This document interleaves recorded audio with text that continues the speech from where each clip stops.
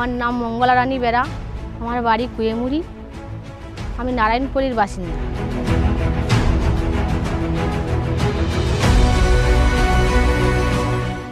আমি দেখতে পাচ্ছি যে নদী বামুনডারি আজ থেকে 15 বছর আগে ভেঙেছিল। আজও সেই ভাঙনের পথে আছি, কিন্তু সেটা নিয়ে কোনো সারের ব্যবস্থা আমরা দেখতে পাচ্ছি না।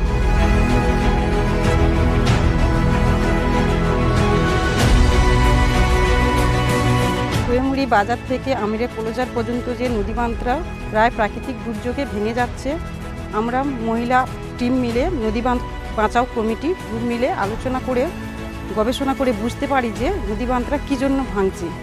তার কারণ হচ্ছে মইপিট থেকে কুয়েমুড়ি বাজার পর্যন্ত যে একটা বাঁক আছে, ওই বাঁকে কিন্তু স্রোতের ধাক্কা এসে লাগছে, যার ফলে নদীবাঁধটা প্রায় প্রাকৃতিক দুর্যোগ হলে ভেঙে যাচ্ছে।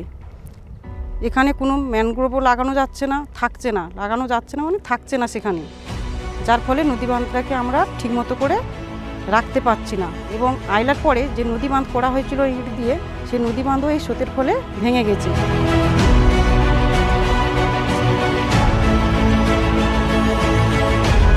নমস্কার, আমার নাম নমিতা আল্লাহ, বাড়ি কুয়েমুড়ি। আমরা দীর্ঘ 1.5 বছর ধরে এই নদী বাঁধ বাঁচাও কমিটি তৈরি করেছি এবং আমরা চাই যাতে আমাদের বাঁধটা সম্পূর্ণ ভালো থাকে এবং যাতে প্রতি বছরের মতো নোনা উঠে মানুষ ক্ষতিগ্রস্ত না হয়।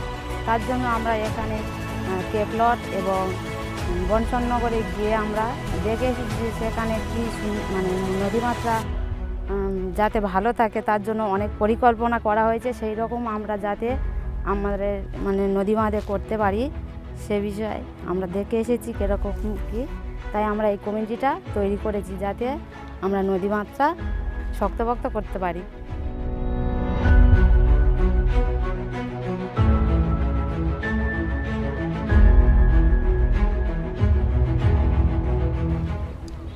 নমস্কার, আমার নাম রেবা দাস, 4 নম্বর গঙ্গাঘাট পল্লী আমার বাড়ি।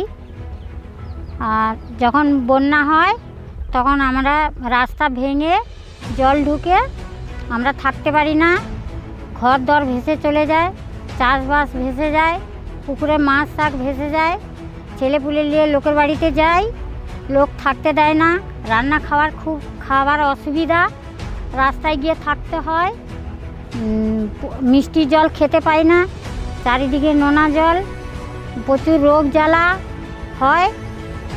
আমাদের এখানে বন্যা হয়েছিল, হওয়ার পরে ওরকম লোকের বাড়িতে থাকতে হয়েছিল। 11 দিন বাড়িতেই থাকতে পারিনি।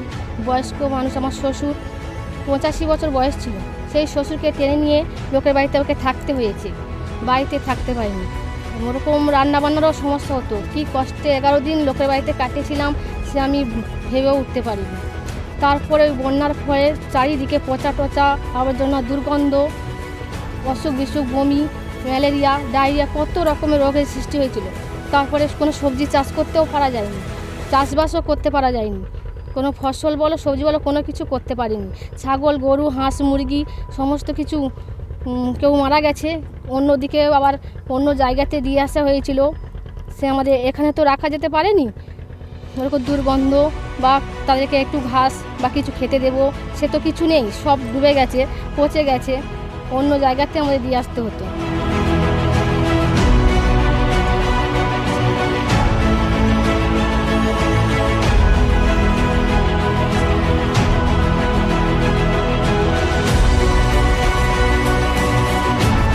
নমস্কার, আমার নাম পার্বতী হালদার, বাড়ি কুয়েমুড়ি। আমরা এখানে যে বাঁধ বাঁচাও কমিটি তৈরি করেছিলাম, সেখান থেকে আমরা 4-5 জন মিলে আমরা বনিষ্ঠানগর ও কেপলটে গিয়ে বাউন্ডারি দেখে এসেছি যে ওরা ওখানে বাউন্ডারির ধারে যে সোজাসুজি ধাক্কা লাগার ফলে যে ক্ষয়ক্ষতি হচ্ছিল সেখানে ঢেরাকলের ব্যবস্থা করেছি। আমরা সরকারের কাছে আবেদন করেছি যে ঢেরাকলের জন্য আমরা বাঁধ বাঁচাও কমিটি যাতে এটা তাড়াতাড়ি ব্যবস্থা করা যায়।